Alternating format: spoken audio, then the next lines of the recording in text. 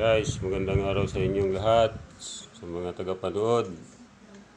Magbubuo tayo ngayon ng panel gauge ng Toyota Vios 2011 model. Yung tinatawag nating Batman. Naging issue nitong panel gauge na ito, nagluloko ang kanyang reading ng floater. Kaya ito ang nakalas ko, gawa ng yung floater niya sa tangke bago na, ganun pa rin. Ngayon, tinignan ko tong panel gauge. Ang naging problema niya yung kanyang LCD. Yung LCD niya, pag uminit na, nagluloko na siya. Kaya nag-iiba ng kanyang reading doon sa floater ng gas tank. Nagiging empty siya pero may laman pa rin siya. Kaya malilito ka talaga kung may laman o wala Yung pala, mayroon pa.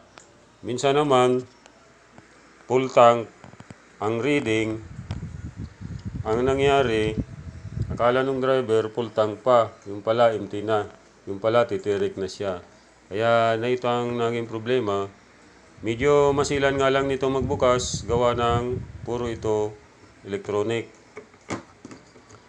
Bihira lang ang gumagawa nito. Sa iba, papalit ka talaga ng buo assembly para walang back job. Sa amin naman kasi, ito, nire-repair ko. Kaso nga lang, matrabaho.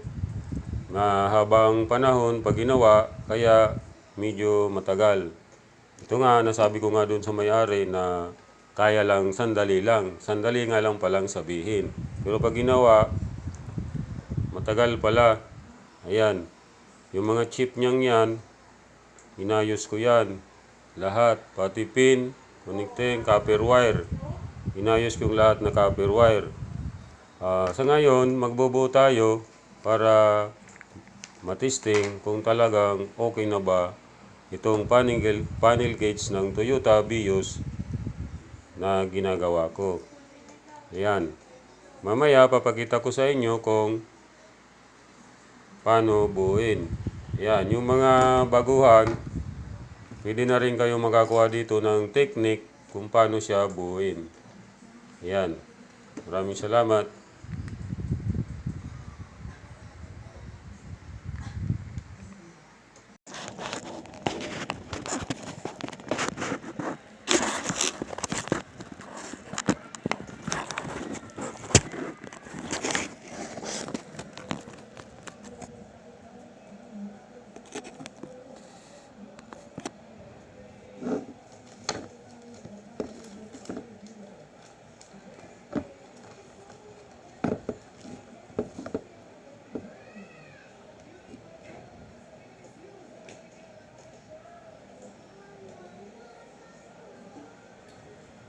Ay, ito naman ito, okay?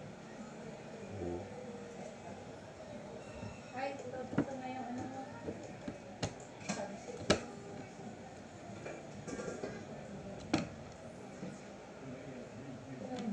Nagustuhan ka ba? Di ba ako maingay?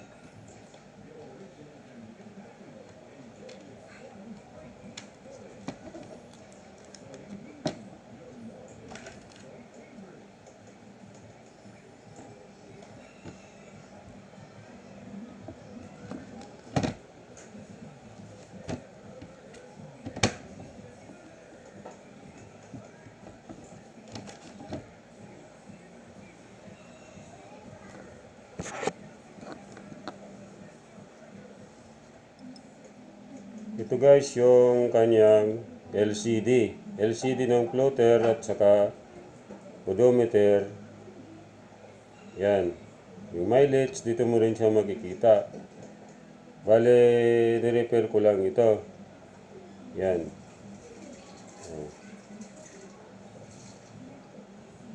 Yun lang, masilan talaga mag-repair nito para kang naglalakad sa ibabaw ng salamin.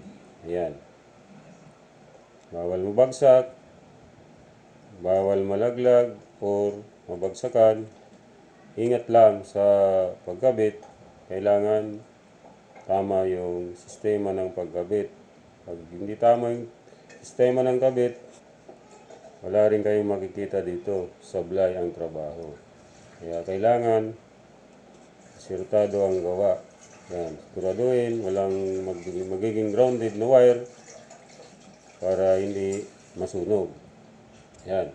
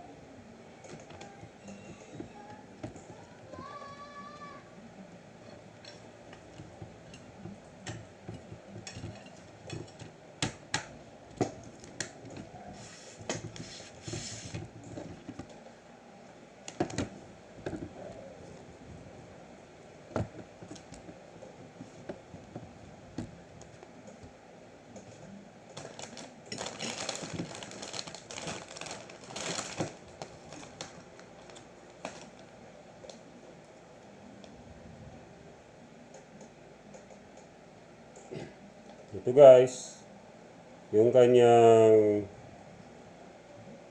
alintuturo, o tinatawag, alintuturo, yung tumuturo. Magkaiba sila. Kaya ang pagkabit, titingnan maigi kung alin yung maiksi, alin yung mahaba. Kailangan para dun siya makabit sa mahaba. Para ganda tingnan yung kanyang analog reading. Yan.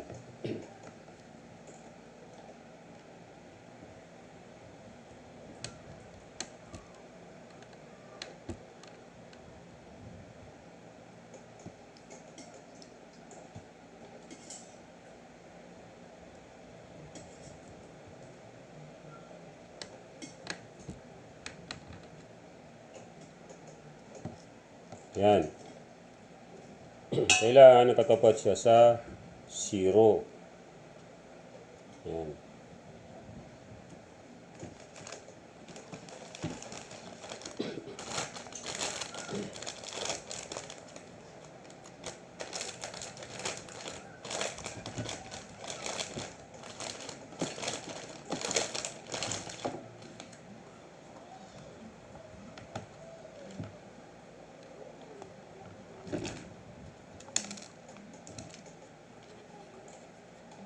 Yan, kabit na natin yung kanyang cover.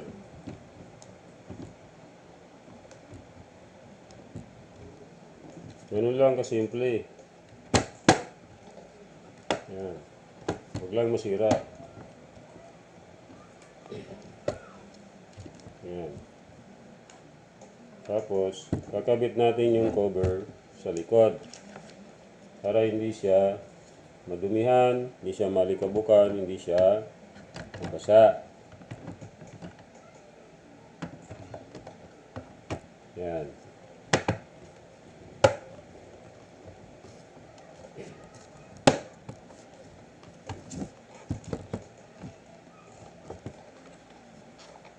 Ayan, buo na siya.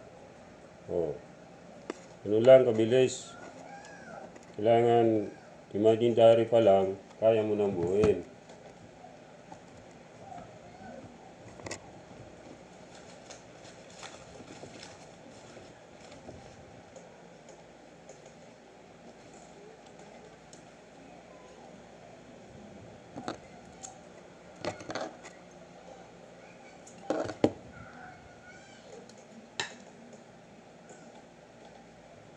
Ngayon, maglalagay na tayo ng metal screw.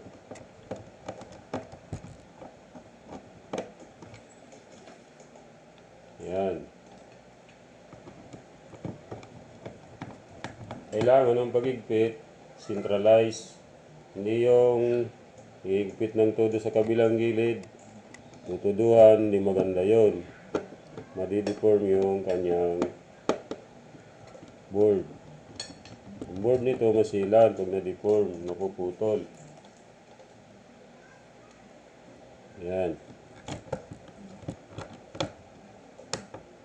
Kaya yung mga baguhan, kung mag-iisip kayo magbaklas nito, ay siyempre, pag-aaralan nyo muna. Lahat naman na natututo, galing din sa pag-aaral. Ayan. Wala naman natututo na hindi nag-aaral. Ayan.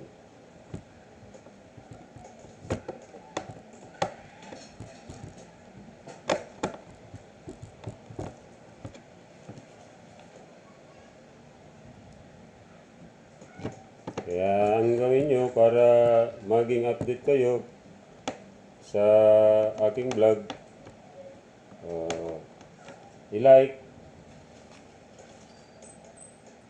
at i-follow ang aking vlog. Ayan. Subscribe para maging update sa aking pinupost na vlog. Ayan guys. Sunod lang tayo. Yan.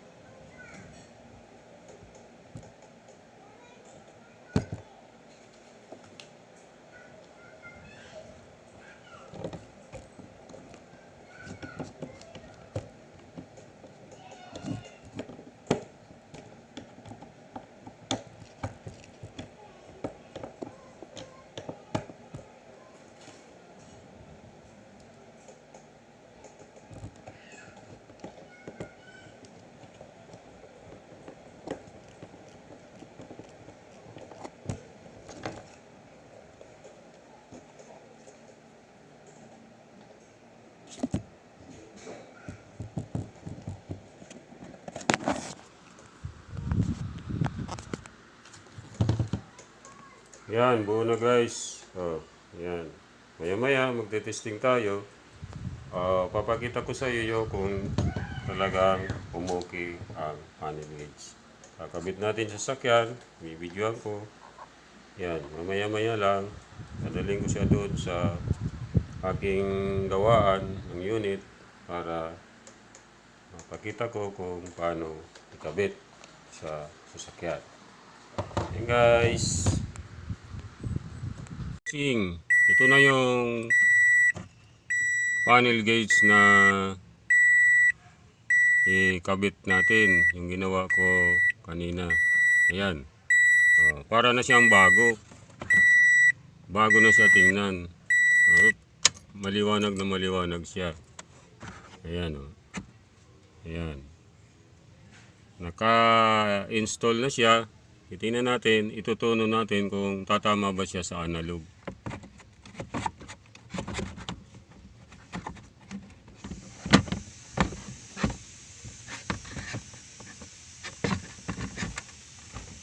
Ayan.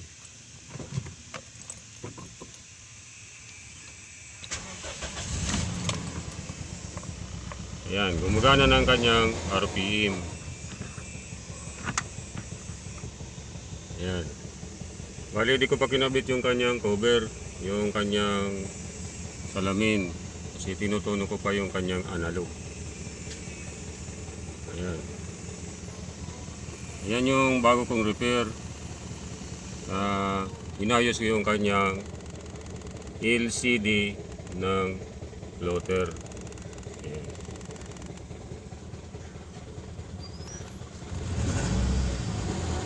Ayan guys. Pipix na lang natin to para mabiyahe. Bago na siya tingnan. Yan. Yan yung bagong repair na repair lang yan na panel gauge.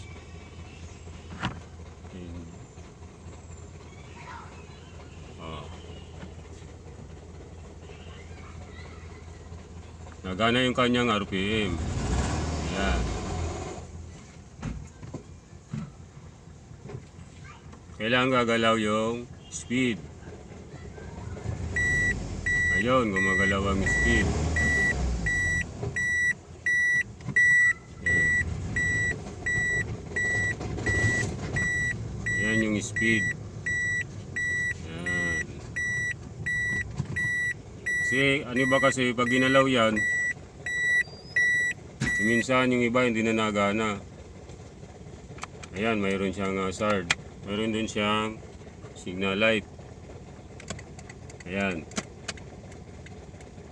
Ayan. Yan, ano, naka-tune na yan, naka-fine tune na yung kanyang analog. Yun. Pag pinatay mo siya, kailangan sa zero. Ayan, tapat siya sa zero, di ba?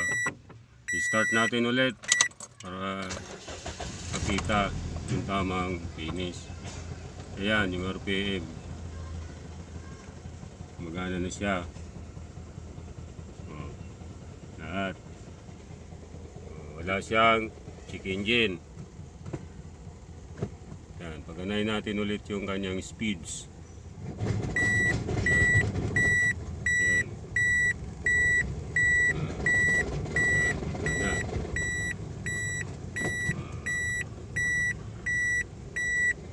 Guys, yung ginawa kong panel gauge, alam mo, ginawa ko yan 2 gabi, walang tulog, pero nagawa naman, naayos naman, maganda naman yung resulta. Mahirap nga lang gawin yan kasi built-in board yan eh. Yan. Yan, maraming salamat guys. Napakita ko na sa inyo kung paano mag-ayos ng panel gauge. Yan. Sana naman may matutunan kayo, may makuha kayong tip dito sa aking vlog. Yan. Thank you very much. Yan mga guys. Next. Bye-bye.